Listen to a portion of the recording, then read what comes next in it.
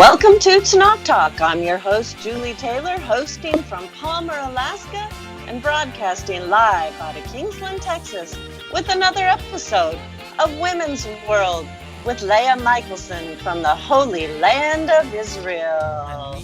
Hello, good afternoon. I always want to say morning, but it's not morning. Good morning to you, and good afternoon from the Holy Land of Israel. How are you? It's always so good to see you. Oh, yes. I love seeing your smiley face first thing in the morning, 6 a.m., bright and early. Oh, thank you for getting up so early to do the show. My goodness. Oh, of course. I love it. It gives me something to look forward to all week for sure. Yeah, getting my girl time with my girl, Leah. Yay. We love our girl time. Yes, we do. So what's new in the Holy Land? Well, things are starting to open up here. They finally decided to let all the shuls reopen, all our synagogues, of course, with restrictions. Right. So now everybody has to be masked. You can only have 50 people. They have to be at least a couple meters apart. And so, but Baruch Hashem, at least, people are able to go to the shuls now. Ours isn't, because ours is actually very small. Okay. So, hopefully soon that, they'll be able to do it. But we had a little excitement here end of last week on Friday. As you know, we were in the midst of a heat wave, over 100 degrees every day here.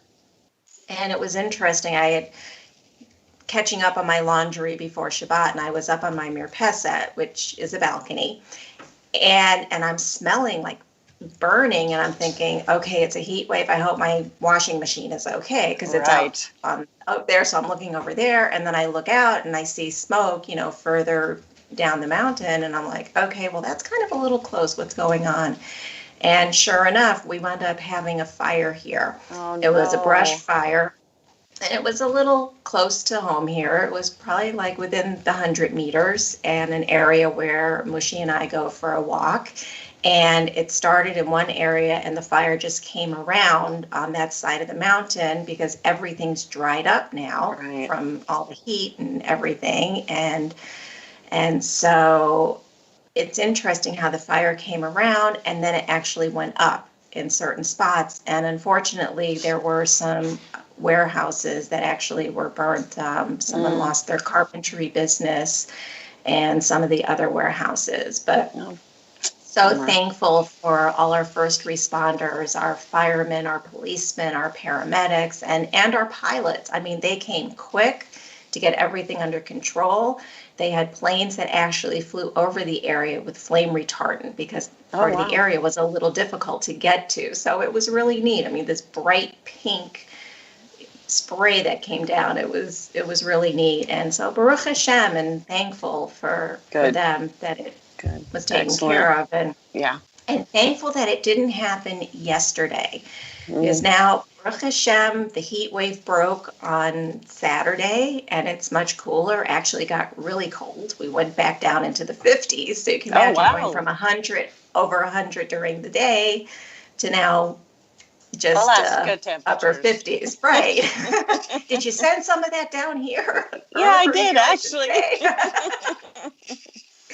So, but yesterday was really windy. It felt like tropical storm force winds. And I was wearing a hat because every once in a while I like to wear a hat when I'm out walking with Moshe. And it's like one of those, like a paperboy type hat. So it's like a cap here. So we're out walking, and I had to grab it a couple of times because the gusts of wind almost took my hat off a couple of times. Wow.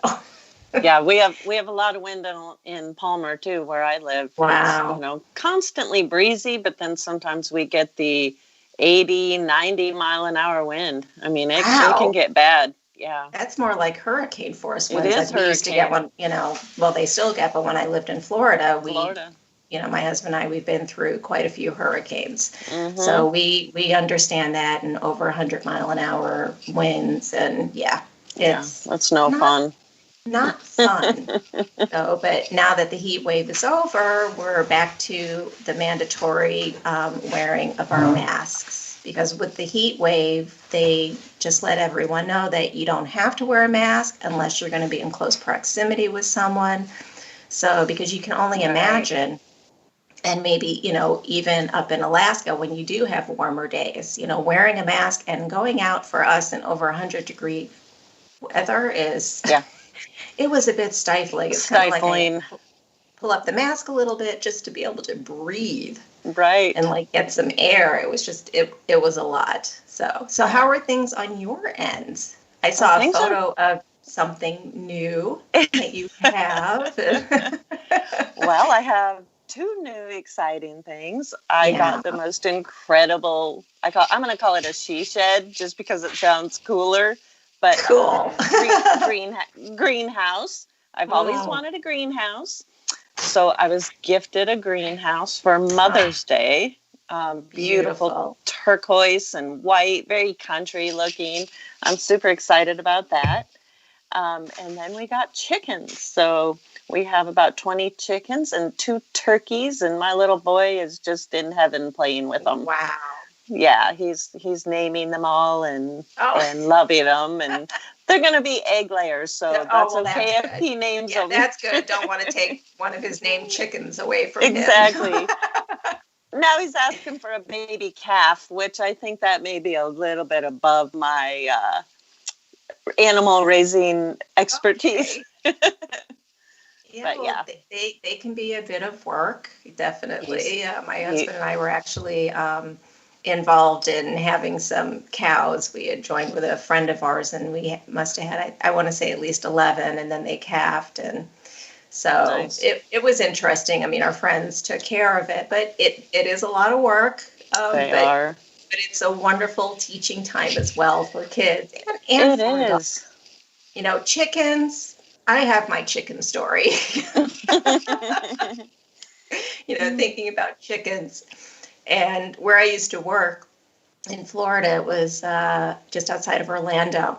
My boss had a couple of chickens, and he wanted to give them away. And so one of my best friends in Florida has a lot of property.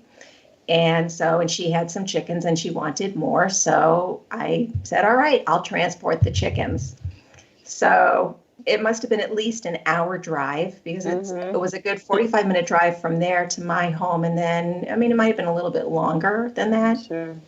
But I got to tell you, those chickens were in the back and they were quiet at first, but then all of a sudden, boy, did they start getting noisy, like, and then the smell. Oh, boy. I was like, windows open. It was, for sure. It was quite an experience. So, but it was fun. Sure.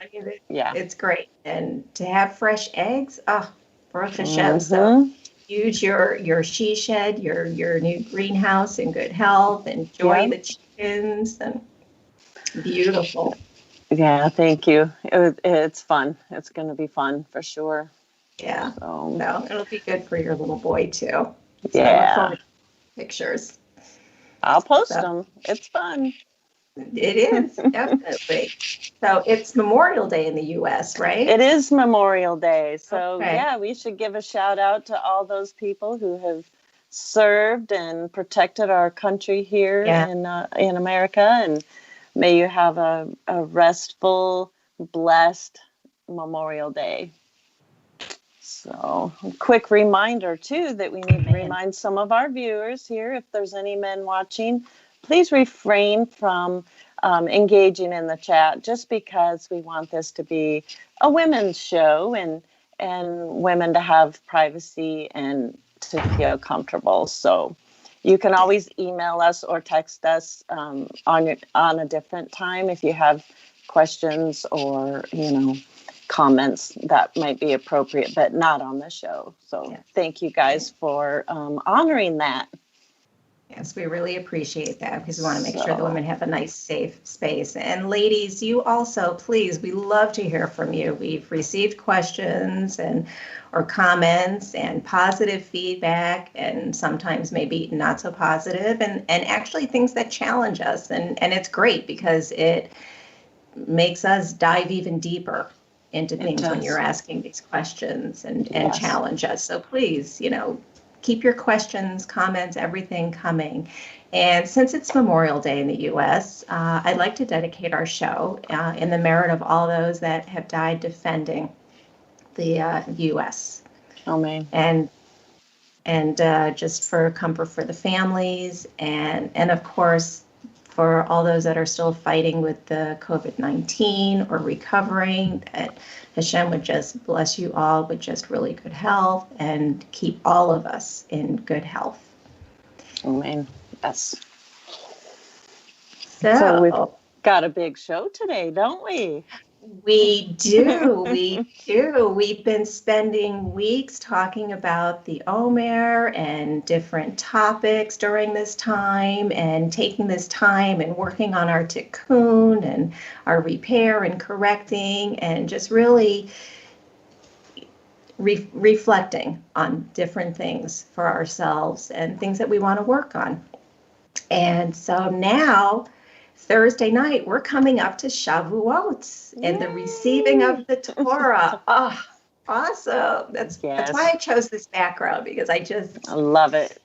I want to receive. I just want more. Yes. So for those who don't know, what is Shavuot?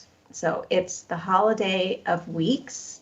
And so it commemorates Israel receiving the Torah at Har Sinai, Mount Sinai. So after 49 days and 7-week countdown since Pesach, we at last reach Shavuot on the 50th day. And it's a big celebration for receiving the Torah at Mount Sinai, Baruch Hashem. A really amazing time. And now here in Israel, it's 1 day, and outside of Israel, it's 2 days. So for us, we'll actually go from Shavuot right into Shabbat. So we'll have like 4 days where we're just going to be shut down. So it's wonderful. And we have different customs, different things that we do. So one is we decorate the synagogues with plants, just as Mount Sinai blossomed. On Shavuot, it's customary for the synagogue to be decorated with branches and flowers. And because Shavuot is associated with the harvest of wheat and fruits, and it marks the beginning of the bringing of the first fruits to the Holy Temple as an expression of thanksgiving. So we see in Exodus 23:16, you shall keep the feast of the harvest, of the first fruits of your labor, of what you sow in the field. You shall keep the feast of ingathering at the end of the year, when you gather in from the field the fruit of your labor. And again, in 34:22 of Exodus, it says, you shall observe the Feast of Weeks, the first fruits of wheat harvest, and the Feast of Ingathering at the year's end. So there's different places where it's discussed. And again, Numbers, just one more. In Numbers 28:26, on the day of the first fruits, your Feast of Weeks, when you bring an offering of new grain to the Lord, you shall observe a sacred occasion. You shall not work at your occupations.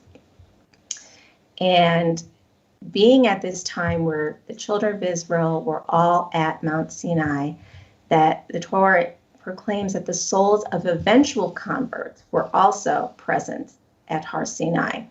And it says in Deuteronomy 29, verse 10 through 15, you are standing today, all of you, before the Lord your God, the heads of your tribes, your elders and your officers, all the men of Israel, your little ones, your wives, and the sojourner who is in your camp, from the one who chops your wood to the one who draws your water, so that you may enter into the sworn covenant of the Lord your God, which the Lord your God is making with you today, that he may establish you today as his people, and that he may be your God, as he promised to you, as he swore to your fathers, Abraham, Yitzchak, and Yaakov.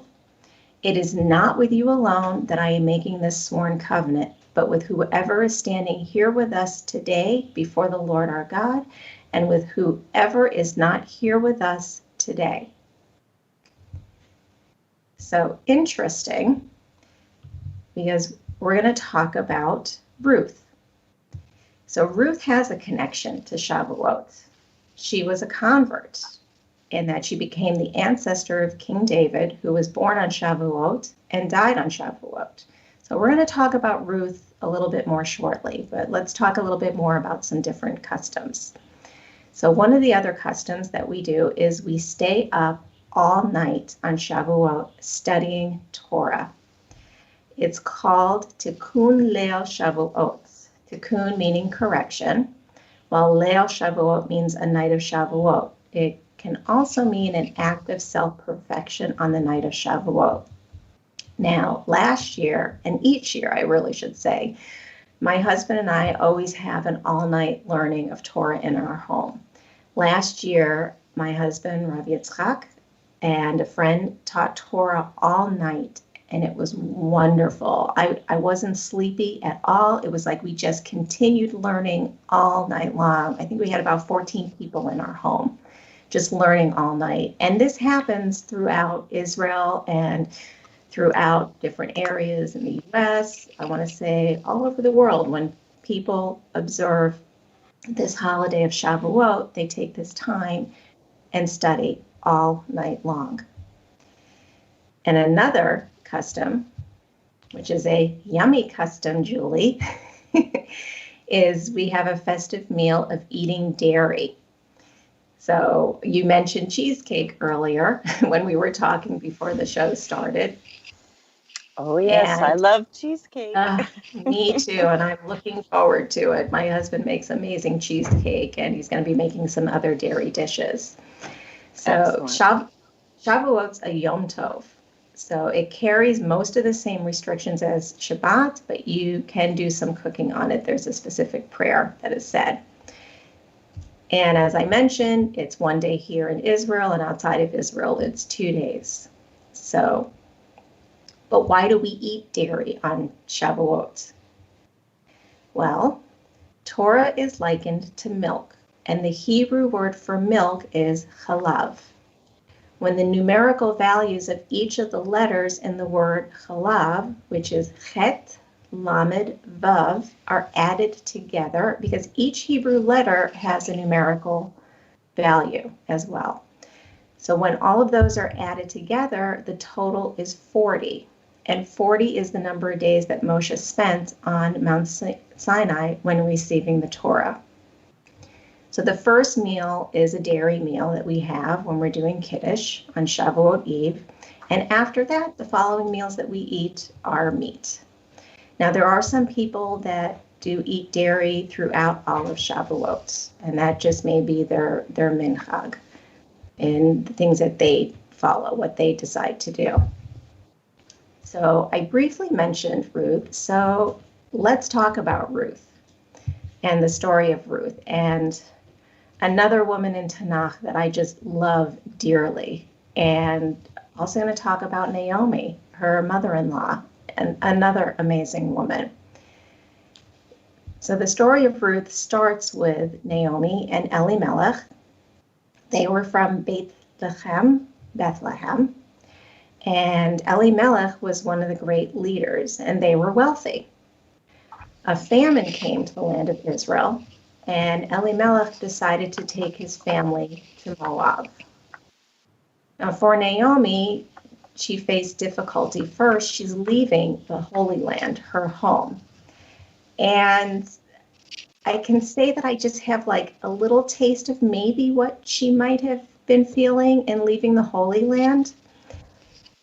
Before making Aliyah, I had visited Israel 3 times, and each time to leave became much more difficult. My heart just constantly yearned to go back. So now my husband and I made Aliyah some years ago, and we love to go visit our family. I mean, we're just waiting now with the situation of when we'll be able to go visit them again. And while we love doing that, it's very hard to leave. It's the last time we went, I told my husband, I said, I feel like my heart is breaking in two because I'm leaving this holy land, this amazing place. And I know we're going to visit family and we're going to have such a wonderful time being with them, but leaving is difficult. But what helps is knowing that I'm going to be returning back home here to Israel. So I don't know, Julie, if you've ever faced a situation where it's been difficult, where you've had to just pick up and move and go somewhere and that you didn't want to leave a place. Oh, I've had a few times like that. Yeah. Difficult leaving, but also the fear or anxiety of being in a different place. I experienced that when I had went with a group of girlfriends over to Europe, and when I got into London, I kind of had like this panic, like, I'm away from home. What am I doing? This is new. So I can totally relate to picking up and going somewhere new and where you don't know anybody in a strange land and strange custom. Right. Absolutely. Yeah. Absolutely. So, but Naomi and her two sons went with Elimelech and they settled in Moab, or you might have heard it as Moab. Mm-hmm. Now, Naomi's husband dies and she's left with her two sons. So her two sons, Machlon and Chilion, married Moabite princesses. They were non-Jews, and this is Ruth and Orpah. And they lived there for about 10 years. Now, both Machlon and Chilion died. So now Naomi is left without her two sons and her husband. She's widowed, she's childless, she's destitute, she lost all of her wealth. She went through a lot. That's a lot for someone. And so she decided to return to her land, her home. She heard in the fields of Moab that Hashem had visited his people and given them food. So she sets out on her journey home to the land of Judah, and Ruth and Orpah followed their mother-in-law. Now Naomi dissuades her two daughters-in-law from going with her, telling them each to return to their mother's house, blessing them that Hashem would deal kindly with them as they have dealt with the dead and with her, and blessing them that Hashem would grant them to find rest, each of them in the house of her husband. So she was blessing them to have new husbands and a new life. But Ruth and Orpah told her no. They wanted to return with her to her people. They loved Naomi. How wonderful for Naomi to have daughters-in-law who loved her so much. I can tell you for myself that I have been blessed with a mother-in-law that I love very much, and she treats me as another daughter. You know, for me, there was never the in-law. It was like, for me, I got another mom, I got another dad, and who I love. And my father in love actually is passed away, alav shalom. But my mother-in-law is still with us. She's Leah, she's going to be 97 in October. So it's been a real blessing, especially after I've lost both of my parents. And my prayer for all of you ladies is that you would be blessed to have wonderful mother-in-laws, I would say. So Naomi again dissuades her daughters, telling them that she doesn't have sons that would become their husbands, that she's too old to have a husband. And even if she did have a new husband and had more sons, why would they wait until those sons were grown? So again, the girls lifted up their voices and they wept again. Orpah kissed her mother-in-law goodbye and went back to her life as a Moabite princess. She went back to riches and to the old ways. And I know in past shows, Julie, we've talked about going back or moving forward. Yeah, so we have a choice. We can either go back to old ways or we can go ahead and move forward. And so Orpah decided to go back to her old life of riches and old ways. But Ruth remained steadfast.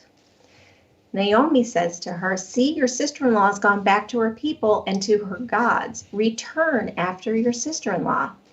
But Ruth didn't want to turn back. She didn't want to return to her life as a princess. She decided to move forward. Ruth says to Naomi, and we see this in Ruth 1:16 through 18. She says, "Do not urge me to leave you or to return from following you, for where you go, I will go, and where you lodge, I will lodge. Your people shall be my people, and your God, my God. Where you die, I will die, and there I will be buried. May the Lord do so to me and more also, if anything but death parts me from you." When Naomi saw Ruth's determination to go with her, she said no more to her. Wow. Talk about a passionate plea and statement. Think about how courageous Ruth was. She was a Moabite princess. She came from wealth. She had riches. She had everything taken care of for her. But she chose to follow the path of a Jewess, to convert. So Ruth's statement is a source of many of the laws of conversion to Judaism. In the Talmud, Rabbi Elazar said, and this is in Yevamot 47b, "As it is written, and when she saw that she was steadfastly minded to go with her, she left off speaking with her." That's in Ruth 1:18. When Naomi set out to return to Eretz Yisrael, Ruth insisted on joining her.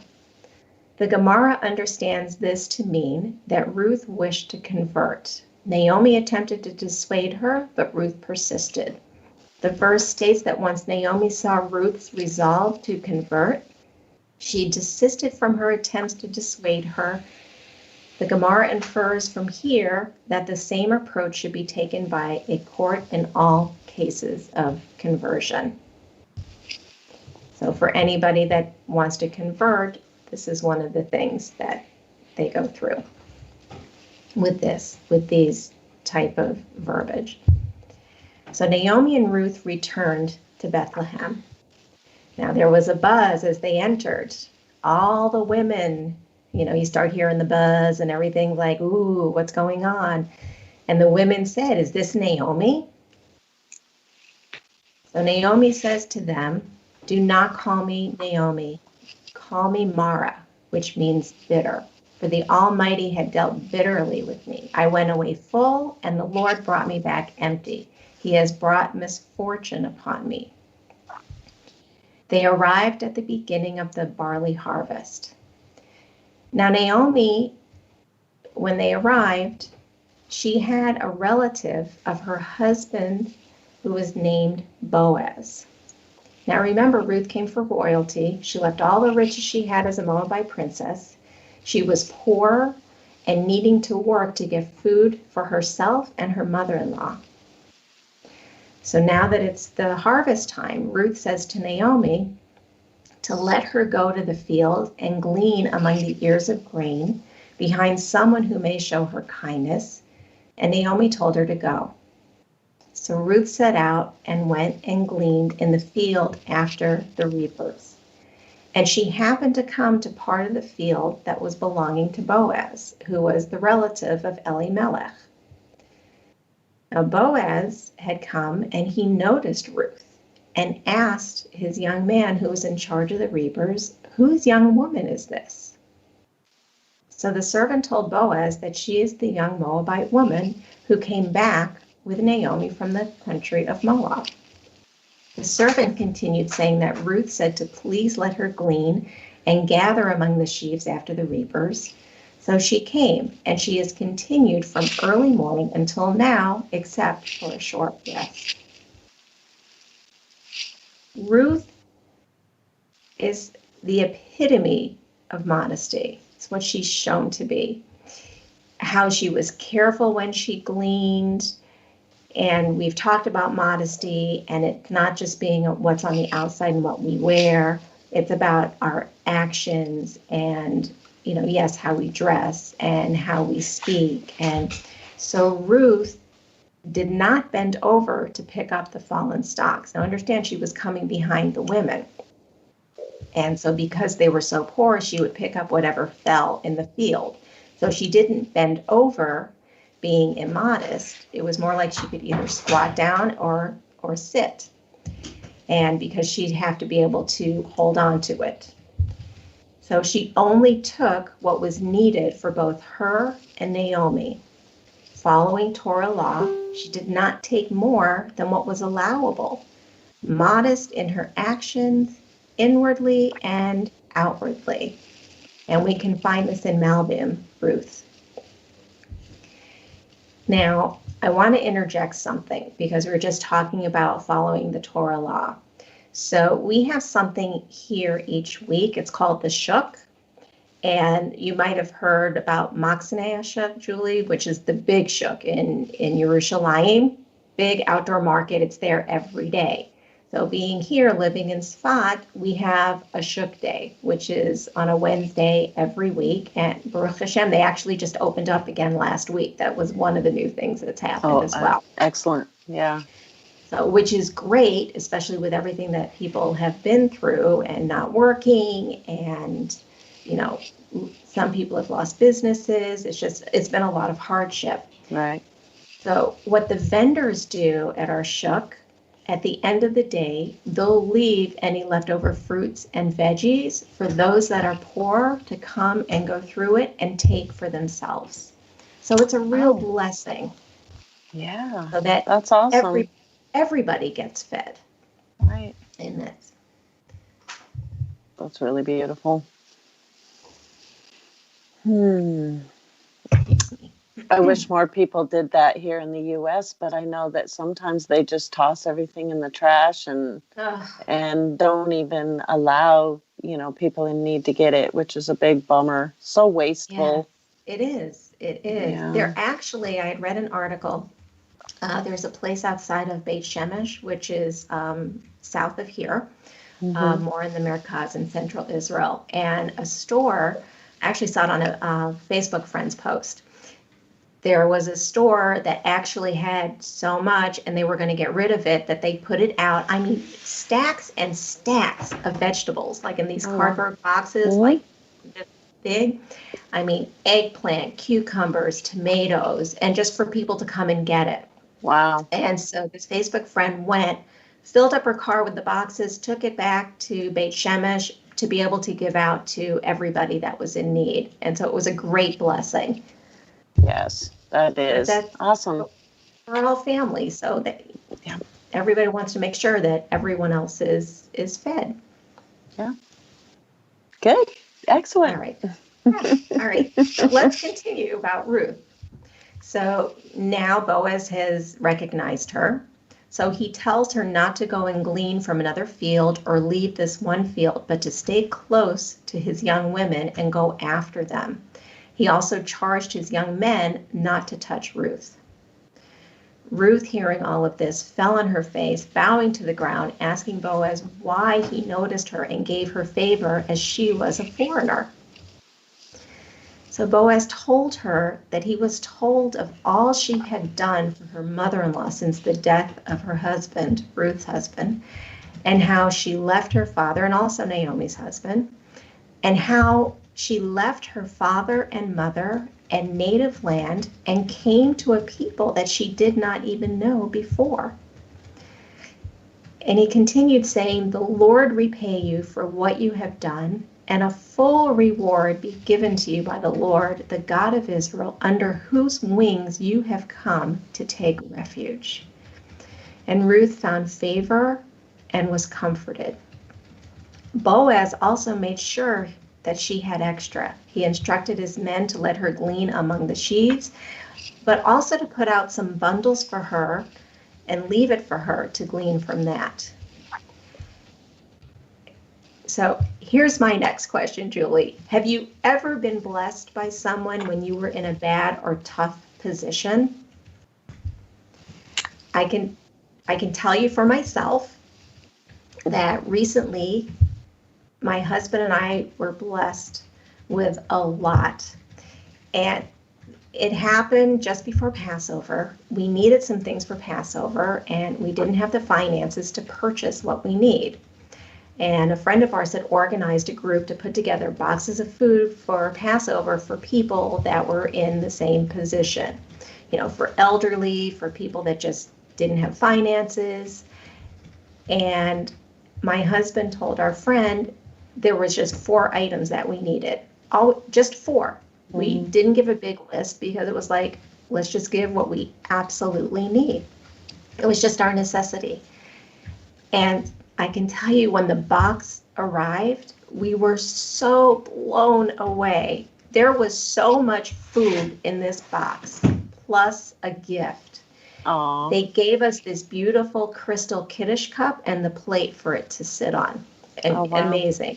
And we had so much matzah. I mean, how much matzah can 2 people eat? So we were able to bless some of the yeshiva students and some friends with Excellent. it. So it was awesome. Amazing. Have you ever been in a position? Oh, yes. That? Probably countless times. I remember, years ago thinking, all I'd have to do is think, I'd really like to have such and such. Because when I was first married a long time ago, we were very, very poor, like pioneer poor. We would, it was just very difficult. But anyway, I remember thinking to myself, I wish I had a hairdryer, just thinking little things like that. And like the next day, my, I think it was not the home ec teacher, one of the ladies that worked at the local high school, she called me and asked if she could come visit. And I said, oh, that would be nice. And she stopped over and she brought this brand new hairdryer in a box that somebody had given her like the day before. And what a blessing. It's just the little things in life that sometimes we, just the convenience of having a hairdryer meant so much to me. And it was so awesome that it was, like the day after I had thought about having one, but yeah, many times over my life, I've been blessed with little things and big things. Yeah. So, when you're in tough positions, it's hard. And I mean, look at what Boaz did for Ruth. It's wonderful. Yeah. I mean, here she is. She came, you always hear like the rags to riches story. Right. But here it's like Ruth went from riches to rags to nothing. It was the exact opposite. But she chose to do that because she just loved the Jewish faith. She loved Judaism. I mean, if being married to one of the sons and living in that household and being taught all of this, she wanted more. And she made the choice to move forward. That's excellent. So, yeah. And I've kind of did that twice in my life. Went from rags to riches to rags to riches. And, now it's kind of on the lower end again. Right. But I'm happy, so you got to do what you love, whether you're rich or poor or. Sure. Yeah. Absolutely. Yep. And Ruth loved Naomi so much. Yes. So Ruth, we'll continue on. So Ruth worked hard in the field from morning until evening, and she returned home with all she had gleaned. Now Naomi saw all that Ruth had and asked where she worked and gleaned, saying, "Blessed is the man who took notice of you." Ruth told her it was Boaz, and Naomi said that Boaz is a close relative of ours, one of our redeemers. So Naomi told Ruth to wash and anoint herself and put on her best dress and to go down to the threshing floor, but do not make herself known until the man had finished eating and drinking and laid down to sleep. Naomi told her to make note of where he lay down and to go over and uncover his feet and lie down, saying that he would tell you what to do. Ruth did as Naomi instructed her. Didn't question, she followed what Naomi said. Now, in the middle of the night, Boaz was startled and turned over and saw a woman lying at his feet, asking, "Who are you?" And she replied, "I'm your handmaid, Ruth. Spread your robe over me, for you are a redeeming kinsman." Now, Ruth didn't lie with Boaz, as in having relations. She laid at his feet, still being very modest. Boaz knew he was a redeeming kinsman, but told Ruth there was another redeemer closer than him. So Ruth did as he said and laid at his feet until dawn, and she rose before one person could distinguish one from another. And before she left, Boaz gave her barley, so that she should not return home empty-handed. So Ruth returned home and told Naomi all that had happened. And Naomi told her just to stay and wait until the matter had turned out, saying that the man, Boaz, will not rest, but he'd take care of it that day. Boaz met with the other redeemer and told him that Naomi had come back from the country of Moab and is selling the parcel of land that belonged to their relative Elimelech. He told the Redeemer to buy it in the presence of those sitting there and in the presence of the elders of his people, to redeem it. The man said he would redeem it, but when Boaz told him that the day he bought the field from Naomi, that he would also acquire Ruth the Moabite, the widow of the dead, in order to preserve the name of the dead in his inheritance. The Redeemer said he could not redeem it for himself and told Boaz to take his right of redemption for himself. Now that was a custom back then, or was a custom, excuse me, that a brother or the Redeemer, someone in the family, could take the brother's widow and marry her and have a child, and the firstborn would be considered as a child of the deceased husband. If he does not want to, then he takes off his shoe. So, and I remember a movie I watched, because I don't know, I can't honestly say that it happens today, but I did see a movie of more present times where a young woman's husband had died, and she was from a religious community, and the husband's brother wasn't as Torah observant, and they reached out to him for that custom of taking his brother's wife now as his own wife. And he chose not to, and he takes off his shoe. So I want to read in Ruth 4, verse 7 and 8. It was the custom in former times in Israel concerning redeeming and exchanging. To confirm a transaction, the one drew off his sandal and gave it to the other, and this was the manner of attesting in Israel. So when the Redeemer said to Boaz, "Buy it for yourself," he drew off his sandal. So in this movie, the brother took off his shoe and gave it to the elders to say that no, he wasn't going to marry his brother's wife. And there was more to the movie. It's actually a very sweet movie. So now Boaz says to the elders and all the people, "You are witnesses this day that I have bought from the hand of Naomi all that belonged to Elimelech and all that belonged to Chilion and to Machlon, also Ruth the Moabite, to perpetuate the name of the dead in his inheritance, that the name of the dead may not be cut off from among his brothers and from the gate of his native place. You are witnesses this day." So Boaz marries Ruth, and they have a son, Oved. Oved was the father of Jesse, or in Hebrew is Yishai, who was the father of David, King David. So Ruth was the grandmother of King David. So now she's in that line because she had converted. Now Naomi had great joy. So here was a woman when she came telling all these women to call her Mara because of everything that happened to her, and she was bitter. So now all of that turned into great joy, and the women blessed her because she had such a wonderful daughter-in-law, Ruth. And she called Ruth her daughter, not her daughter-in-law. She called her daughter. And so let's look at Ruth. To say that she is amazing is an understatement. She had so many attributes. She was courageous, leaving her family and going with Naomi, whom she loved, to a new land.